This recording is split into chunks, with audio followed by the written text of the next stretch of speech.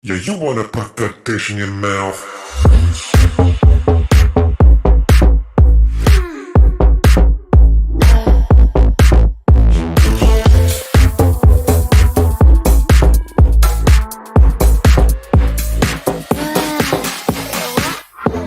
Wish you could slide into my mind and make me mine. Push play rewind. Let's whip outside, and so am I.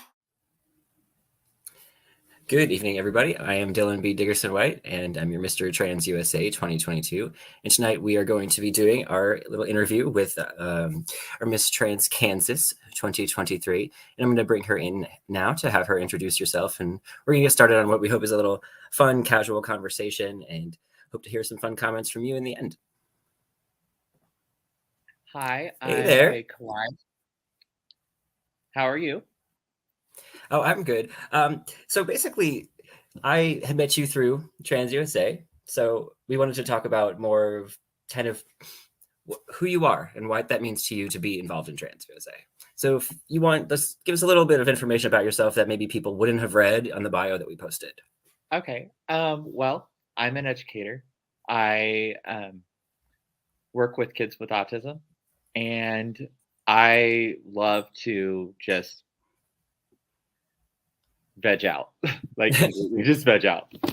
Like No, that's yeah, like a typical evening for me. I love to veg out and just be by myself and watch a movie. Just I something think fun to do,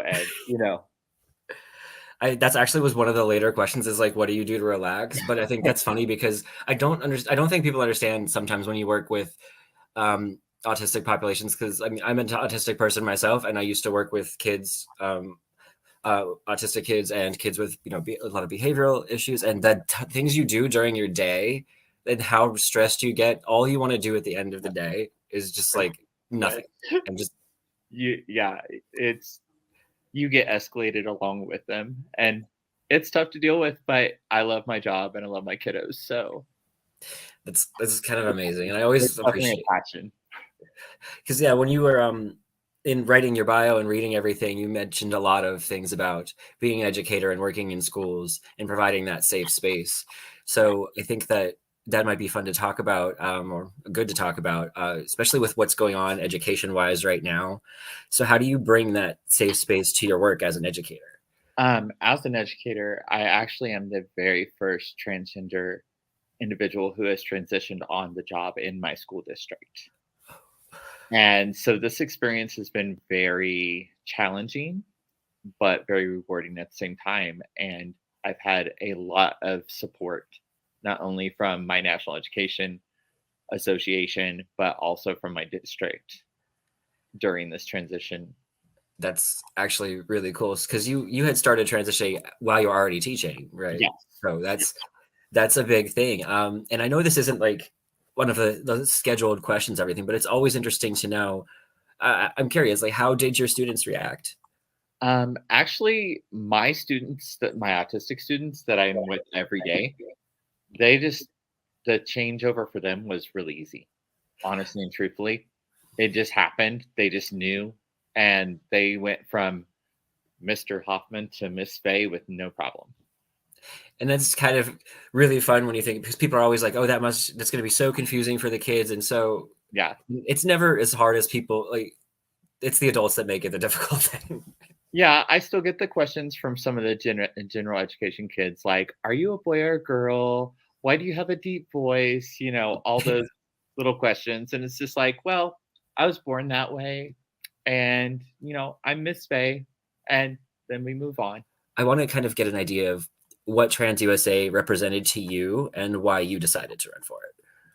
I could have ran for any pageantry system, well, except for America, of course, but um, because of the rules and guidelines and regulations and their pageant.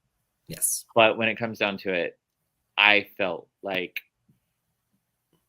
what Miss Trans USA represented and the passion that I had for advocacy is what I saw in Miss Trans USA. And when I saw that and I realized that I wanted to do that so bad that I was like, I can't not do this pageant. I don't know much about Kansas, so maybe it would be helpful. What's the trans scene like in Kansas? There is a lot of stealth going on in Kansas. There are many transgender individuals in Kansas, trans men, trans women, but a lot of them are stealth. A lot of them are a lot older. We do have some younger children coming out, and that's where I step in to make sure that they are safe and they have what they need in their school systems. And it's difficult. It's not the easiest because I have to wear multiple hats on any given day. Yeah, and I think that's something we all kind of know as we start working in the community as leaders. We have to learn all these new skills because there's not a giant network usually. No, there's not. To help. So you got to learn how to do all the little things by yourself. And the funny thing is I actually have very severe dyslexia, and over the years it's gotten worse, and now it is not only with reading and writing and arithmetic, it is also auditory dyslexia. So I can say things 10,000 times in 10,000 different ways when I'm advocating. And on those days when I'm not on my game, I have learned that, it's okay to ask for help, to call somebody in and say, hey, I need your help today because I can't do this on my own. That's a huge important thing I think we need to talk about, just because there's that part of we learn to be self-sufficient, and then we learn that if we ask for help, that means we're doing something wrong in a way, or like we're not capable of doing it. And I also have some issues. Sometimes I'm not really able to speak on certain days, and sometimes it just, the words feel like sludge. So I'm definitely with you on that. We have days when everything's going 100% full steam ahead, and then we're like 10%. Yeah. But, I think as a group, we're all kind of learning together now. If we're all at 10% on one day, we can just get 10 of us together and we'll be fine. So let's kind of, I wanted to shift to a more like a less heavy part of the conversation, because this is one of the fun ones. Okay. And I've gotten a lot of interesting answers to this, and I'll give my example as well, because we talked about pet peeves a lot, and there's a lot of serious ones out there, but I'm talking about ones that like are the stupidest little things, and people are like, why do you care about that so much? So mine is I don't like when people are clipping nails near me. I think the sound is the most annoying thing I've ever heard in my life, and it makes me want to claw my eyes out. I would have to say my biggest pet peeve is when anybody puts their feet around me. I can't like bare feet. Yeah, their bare feet around me is just like, oh my gosh, it gives me such anxiety. I can't stand it. And that my old drag son who does not perform, he had the same thing, and also butterflies for some reason. Yeah, but feet, was a big thing for him. Oh, hey, come here. So this actually is a lot. Aw, she's so cute. This is Bam Bam, and that's actually like a cute little segue right there. So we've also asked not a dog or a cat or like a normal pet, because we everybody always says like puppies or kittens. Mm-hmm. If you could have any exotic or strange pet, what would that be? I would have to say it would be a ball python. Oh, is there a reason, or is it just? I have been interested in them for a while, and just the different genetics that you can that can be produced makes just such beautiful animals. And that, as long as you take care of them and you tend to them properly, I mean, they can live for years and even longer than I can, even beyond my lifetime. And they're, as long as they're taken care of, they are, just mellow animals. I used to be really like weirded out by snakes, but I've gotten to appreciate that kind of beauty that comes with that too. I don't think I could own one. I think my dogs again would be very, that would not be a good thing. My little we had this is a Yorkie Pom right here, so Yeah. our little Chihuahua is even smaller. Yeah. I definitely want a teacup Pomeranian. Oh my god! Fit in my palm of my hand. And I'm a small dog person. Like I can't do. I love big dogs to look at, but yeah. Yeah. Okay. I'm not a big dog person. My reason is mostly because I don't like cleaning up after big dogs. Yes, very much so. So those are like, so we already talked about too, the relaxing, and I can just imagine like vegging out with the ball python too. Just Yes, definitely. And driving. Like I get in the car and just drive. And for some reason that just like totally just I blink out and I sometimes I get in my car and I just go in a direction and I don't even know where I'm going. I just drive and I end up somewhere. And it's somehow like, that motion of it, just that rhythm of driving, like, and it's just something to do, like while and it gets your brain either to shut off or to keep going, depending on which way you're going with it. I think that I kind of do this like a similar thing. When I walk, I'll just walk. I can't drive. So if it's nice enough out, I'll put my headphones in and just walk. It helps calm me down and shut off in a way. So yeah, for sure. So I think that getting back into some of the questions that we actually had listed, right. It's more of a conversation. Like I said, it's not super serious, which we were trying to, if everybody out there knows, people were terrified of these things, by the way.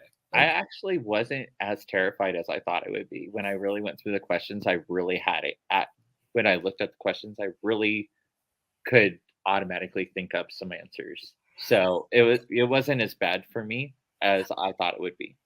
Yeah, and I think this kind of hits on the point of like the people that are, and why you're interested in the pageant and why other people are interested. And once people see the questions, it's like, oh, these are things I've already been thinking about and wanting to do and work on. So you already have an idea. Yes. So that in mind, one of the questions that is on that list of, I don't know, 20 or so is, if we always talk about, as people who work in the community, being advocates, and we always will focus on the next issue, the next thing that's wrong, the next thing we have to fix. But there's a lot that's going on in the community that's actually going really well. And if you could pick one thing to talk about that's going right for us as a trans community, what do you think that would be? Actually, that one's a tough one because that was really hard for me to figure. That was really, honestly, the hardest one for me to even come up with an answer, unfortunately, because there's so much negativity in our community. And I would have to say that just the fact that unfortunately, it takes a negative event for us to band together. But when we band together, we strive for excellence and acceptance. And I think that's one of the biggest things that is actually going well. I just wish we could push to make that, happen before the negative events happen. Right. I think that would be the biggest thing that could help that move along and be a positive effect rather than a negative effect to cause that to happen. I get what you're saying. Like, rather than being a reaction to something that's happened, was coming together, we should have been already coming together in the first place, and maybe prevent some of those things from happening. Exactly. I mean, it's definitely something that we can work on, because we can always improve on everything. There's nothing that we cannot not improve on, but it's definitely something that we do well when we need to. But when we need to needs to happen now, not later, not after the fact. Yeah. And one of the things it's perfect the way you brought this up, because you talk about banding together and really every facet of the community kind of like supporting one another in the different parts. And I see in your bio you said there's a group that you worked with, Black Trans Man Inc. Yes. And I didn't really know much about that, even when I tried to look it up a little bit. So I'd like you to tell me about that, because actually it is a organization for trans people of color, and I got introduced to it by my drag father. He is the founder of BTMI Kansas, and I work with him directly um, on fundraisers and different social events. And we helped Equality Kansas put on different transgender conferences here in Kansas. Oh wow, that's amazing. So he's like you've already like you we just talked about, you've already begun that work in different parts of the community and really trying to do stuff before things happen. And I think that that's one of the things that I think we're going to be interesting to talk about too, is working with, trans men as a trans woman, and working on my end with trans women is like, we have sometimes things that are so different in our communities. The issues are so different affecting us. And sometimes that can be really hard. And I think that's an important thing to touch on. I feel that it is difficult, but it also, even though our circumstances are completely different, educating ourselves on what trans men, in my aspect of what trans men go through during their transition, and vice versa. Right. You educating yourself on what trans women go through and what individuals go through. I feel like if we educate ourselves on what the other parties are going through, that will help us in the long run actually unify and not be separated like, oh, that's a trans woman thing, so I'm not going to touch it. Right. And that's I think such an important thing to talk about, because when we look at the people who are trying to attack us, the people that are trying to say these things, they don't care they don't even know half the time.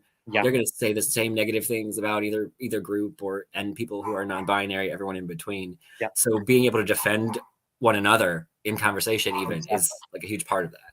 Yes, definitely, for sure. Really well is kind of what I've seen in my own community is different individuals will say things, and we don't always think before we speak. And when we say different things, it will go from what you say will be interpreted to, okay, you said this, now I'm going to view every other transgender woman or transgender person in that manner because of what you said. So making sure that you are aware of what you're saying and how you're saying things is so important. Yeah, and that disclaimer that this is just how my experience has gone, but like not everybody goes through this, and not everybody even feels the same way. Right. So there's that. I think that is one of the questions. It was what's some of the biggest misconceptions, right? That was And basically it comes down to people say things without thinking. Yeah. And you have to think about what you say. We are a minority, unfortunately, that if we say one thing wrong, everybody is affected. And that gets blasted. Yeah. Yeah. And I think that it's such an interesting time, with it being easy for us to connect as a community. It's also easy for that one thing somebody says, yes, to like you say, get posted everywhere, to be taken as, the what people believe about trans people. So and I think that this, I don't know if it was where I read this, but it was something like it takes 10 other types of positive comments to make up for like one negative one or something like that. And we do here at school, we do the rule right now is 3-1. But with me, I do 20-1. Oh, wow. I give 20 positives to 1 negative. I think, in education, I mean, you're not trying to, make somebody feel terrible. That's another separate issue that is really close to me as well. The education system and changing the way that, kids view it, and parents view it, and everybody kind of looks for it. And, those issues, I'd love to hear your thoughts on it, because they're not really that separate, trans issues and education issues. No, they're not. Honestly, trans issues and education issues are exactly the same. We all go through the same things every single day, whether it be in education, whether it be in my personal life. I go through the same things every single day, and I have to deal with them. And sometimes I don't deal with the same things every day in the same way. Right. And sometimes I have to stop myself and be like, okay, wait a minute.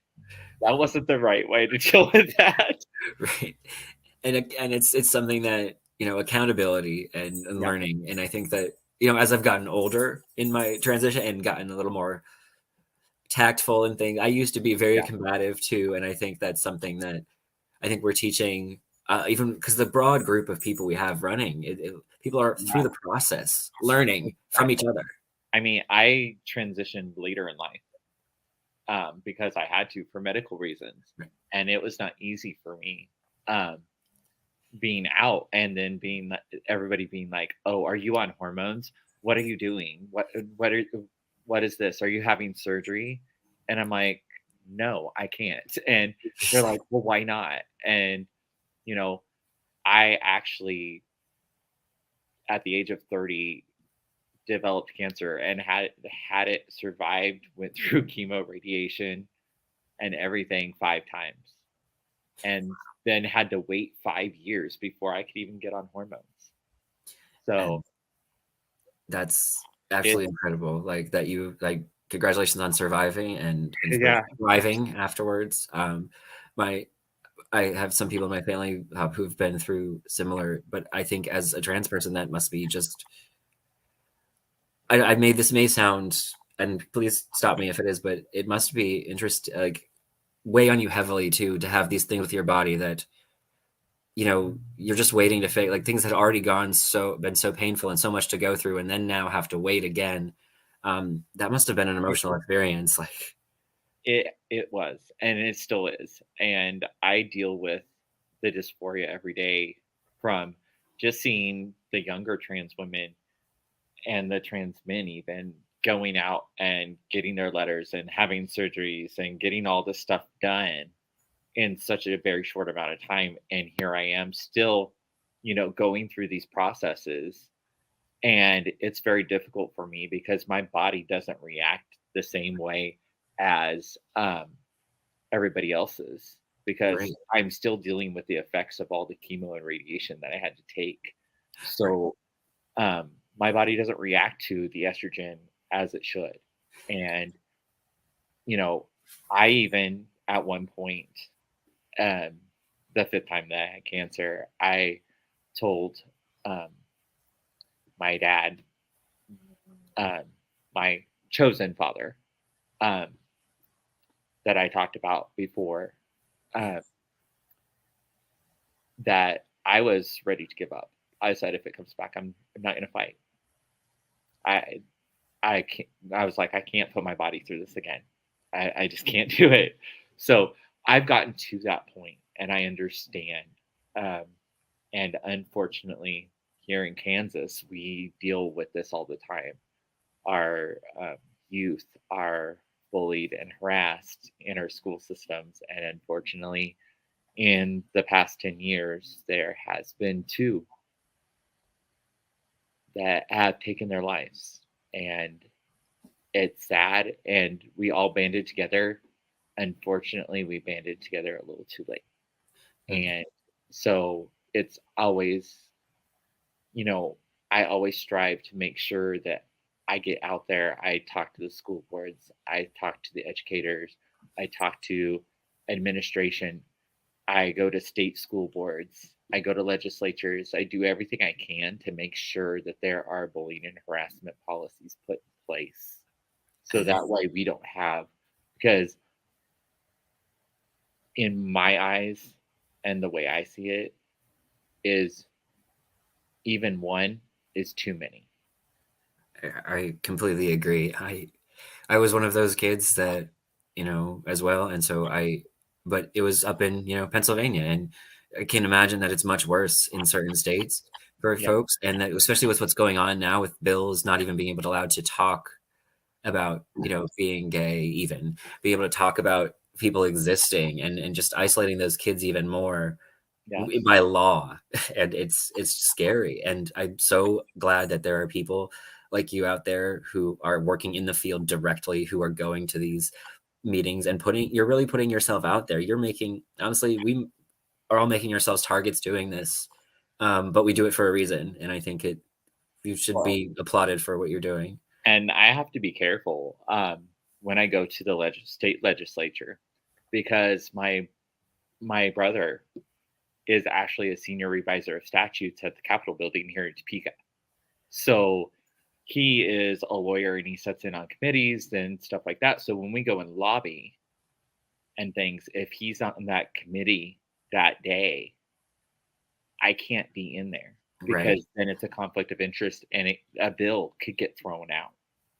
So I have to be very careful and very tactful when I do go to the legislature and lobby because of that reason. So I'm limited on what I can do.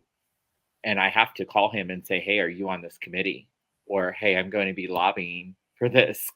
Can you make sure you're not on this committee? What day are you going to? Yeah, and yeah, that's a huge know. thing. But you have such experience with that. I mean, we only ask for everybody out there only for a few little bullet points to be able to write a paragraph. But I'm just learning so many amazing things. Like you have experience already working with legislators and with doing things, and for the community that is just so far beyond what I've been reading. And I just think that that's going to be a really, really good skill. Like just in terms of working with the pageant and everything like that. And so I know you're kind of like we all have things that we want to do as people who are running for the title, and when it changes throughout the year, projects we like.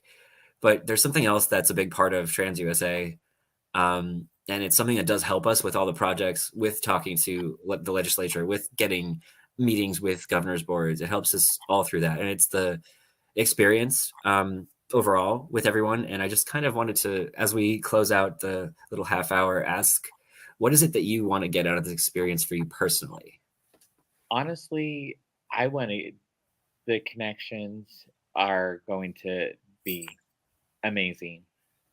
Being able to work with other individuals in other states, not just in my state, but in other states that are having problems with our legislature, that are having issues with our government, and being able to band together with them and help them through the lobbying process, to help them through the legislation process to make sure that we get those protections back. Yeah, you wanna put that dish in your mouth.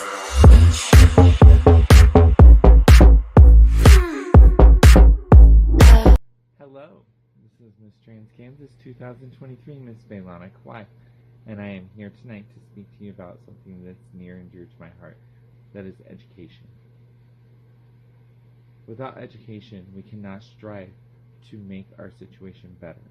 We cannot strive to educate the trans youth of tomorrow to become our leaders of our community